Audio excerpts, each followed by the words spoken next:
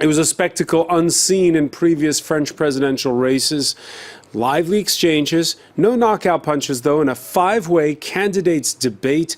France has had presidential debates since 1974, but always between the two finalists ahead of the runoff, never before the first round. Well, we are a little over 1 month ahead of the April 23rd vote.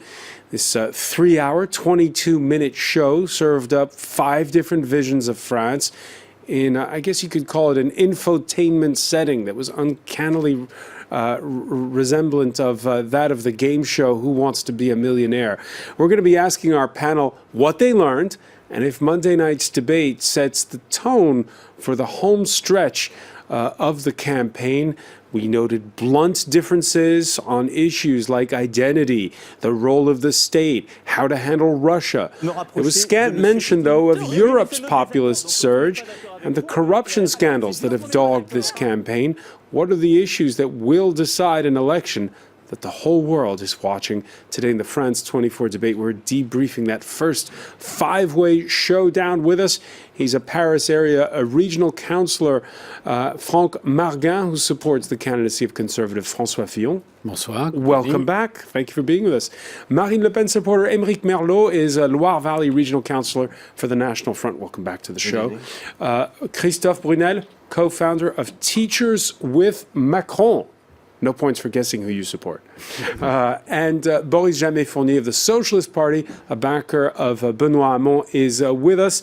4 people on set, but there were 5 candidates, so we go to Brussels and say hello to Sophie Rauser, coordinator for European Affairs for the campaign of Jean-Luc Mélenchon. Good evening. The France 24 debate on Facebook and on Twitter, the hashtag F24debate. 10 million households watched. That's a whopping half of France's television audience. Conservative François Fillon, socialist Benoît Hamon, the far-right's Marine Le Pen, centrist Emmanuel Macron, and Jean-Luc Mélenchon for the communist-backed Parti de Gauche. They went way over, finishing well past midnight. And even though they skimmed over part 3, France's place in the world, they nonetheless laid out their vision, which much of the talk on that score about immigration and about borders. I believe the social and economic situation in our country must lead us to control the flow of immigration on our territory. And today, considering our economic situation, the access to French soil must be as limited as possible, and that's why we need a quota. Today, we must reinforce our borders and have a realistic migration policy, but also fulfill our duty. We deliver 200,000 residency permits each year, but the problem is illegal immigration. We need a policy, negotiated with our European partners, to escort them back to the border efficiently. The proportion of foreigners in France has been stable since the 1930s, and yet every year it's a cause for debate. A debate which instrumentalizes immigration for electoral gains. The truth is that when 200,000 people enter the country, 150,000 also leave. It's time for us to renegotiate our frontiers. But not war, negotiations. I don't want us to be dragged into the wars of the North Americans who go here and there. I will finish by setting fire to the world. Most of the promises that have been made tonight won't be able to be kept for a very simple reason. The European Union shackles us. They tell us what to do, frustrate us, and that every time we try to implement something coherent. Well, as you know, we aren't allowed to do it.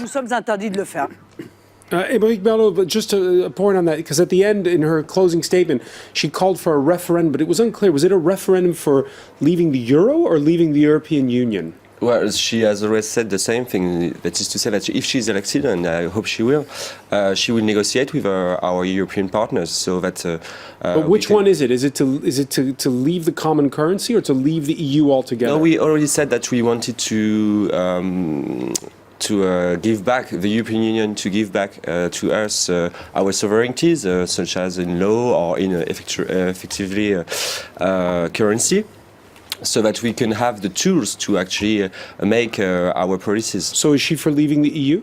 If the European Union is not accepting those negotiations, then we organize a referendum, and then the people will decide if we should go on this way or not. All right, so on this issue of protecting the borders then, can France do it better all by itself or with the other 27? Obviously, all by ourselves, because at the moment the immigration is not controlled a lot or at all, to be honest, because our European forces to control the European frontiers are way too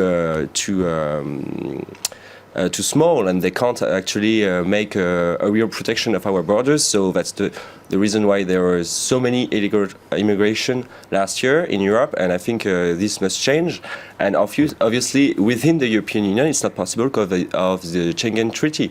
So this is the reason why we need to leave the European Union for that. Just point out two things. First of all, when you're talking about leaving the common currency, this would have terrible consequences for the French people, boosting the French deficit by an estimated 30%. So really, that is one of the key points where your candidate is not being responsible in putting forward policies that would hurt the French people. That's one. And then the second thing is the reason why there were a lot of people coming into France and to other countries, much more other countries actually than France, is because there are zones in the world that are war-torn today because of tyrants and wars, and this is what is driving immigration up. Actually, François Fillon yesterday said that these migrations were coming from all over the world, which is actually not true. The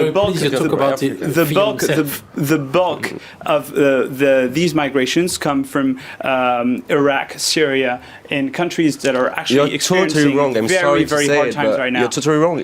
Most of them are immigration for economic reasons. That is not true. No, that is true. I'm sorry. So, come to the Maine-et-Loire where I live, and you'll see from where are the people, immigrant people that you put it in. But are those people coming in illegally, or are those people coming in legally? The ones that they're waiting for refugee status that they won't have, because they don't come from Iraq or from Syria. They come from Afghanistan. Yes, they come from Sudan. They come from Eritrea. They come from which are all countries that are plagued by conflict and where you've legitimate once we're out of this room, I will prove you wrong on Twitter, and you will see for yourself that you're wrong and you're lying. Actually, there are more than 250 million. Sorry, if I may, we need to have a look to the bigger picture. Yeah. We need to have a look to the bigger picture here. The reality is the migration issue is here to stay. Doesn't matter that currently you have some war. That's the priority is to stop fueling wars everywhere in the world. But also, there's also the climate issue. So if you look at the figures and data that we foresee, the immigration that we foresee by 2020, for example, there will be climate refugees coming over. That's a reality, whether you accept it or not. You can which brings us back, Sophie, that brings us back to my initial question. Is France better off fighting this problem on its own or with its European neighbors?